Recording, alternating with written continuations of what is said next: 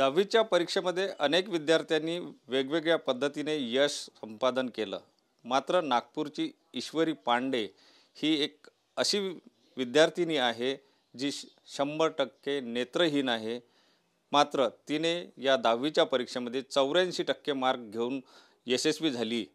तर दुसरीकडे जर बघितलं तर ईश्वरीने वेगवेगळे स्विमिंगमध्ये रेकॉर्डसुद्धा केलेले आहे. अनेक नॅशनल स्पर्धांमध्ये सुद्धा ती प्रावीण्य प्राप्त आहे. अशी ईश्वरी आपल्यासोबत आहे. ईश्वरी, काय सांगशील?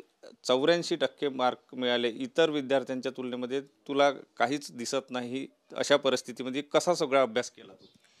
मी अंध विद्यालय येथे 7वीपर्यंत शिकली. तिथे मला ब्रेल नव्हतं येत.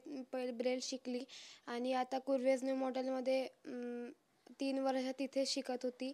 मला तिथल्या मुख्याध्यापिका, माझ्या स्पेशल टीचर बचावले मॅडम यांनी खूप सपोर्ट केला आणि मला रायटर पण त्यांनी छान दिला. माझी रायटरचं नाव सायली कुकडे आहे. तिने पण मला छान हेल्प केली आणि मी ऑडिओ बुक्समधून पण ऐकून अभ्यास करत होते आणि माझी आई वडील पण मला वाचून दाखवत होते आणि मी यूट्यूबवरून पण ऐकत होती. तुला भविष्यामध्ये नेमकं काय करायचं आहे? कुठल्या दिशेने जायचं आहे? तू ठरवलं आहे काय? मग भविष्यामध्ये आता तर मी आर्ट्समध्येच घेणार आहे. भविष्यामध्ये मला स्विमिंगमध्ये तर करिअर करायचंच आहे, पण अभ्यासामध्ये पण पुढे जायचं आहे. तुझा स्विमिंगचा जर रेकॉर्ड बघितला, तू कितव्या वर्षापासून स्विमिंग करत आलेली आहे आणि तू कुठले कुठले मेडल्स आतापर्यंत प्राप्त केलेले आहे? मी 6 वर्षापासून स्विमिंग करत आलेली आहे. 3 ते 4 वर्षापासून मला नॅशनलमध्ये 6 गोल्ड मेडल आणि 3 सिल्वर मेडल प्राप्त झालेले आहे.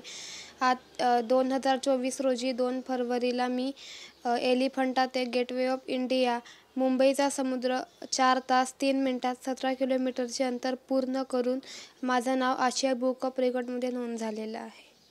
आता ईश्वरीला स्विमरच बनायचं आहे की आणखी काही दुसरं स्वप्न बाळगलं आहे?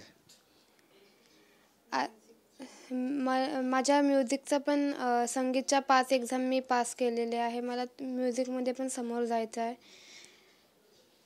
नक्कीच ईश्वरीला 100% दिसत नाही. मात्र याला आपलं दुर्दैव किंवा कमीपणा न मानता तिने त्याच्यावरही सुद्धा मात केलेली आहे. 10वीच्या परीक्षेमध्ये घवघवीत यश मिळवलेलं आहे. स्विमिंगमध्ये तर तिचे वेगवेगळे रेकॉर्ड आहे आणि तिला स्विमिंगसोबतच आता संगीतामध्ये सुद्धा रस आहे आणि पुढे जायचं असल्याचं ईश्वरी सांगते आहे. कॅमेरामन साईसह सुनील ढगे, TV9 मराठी, नागपूर.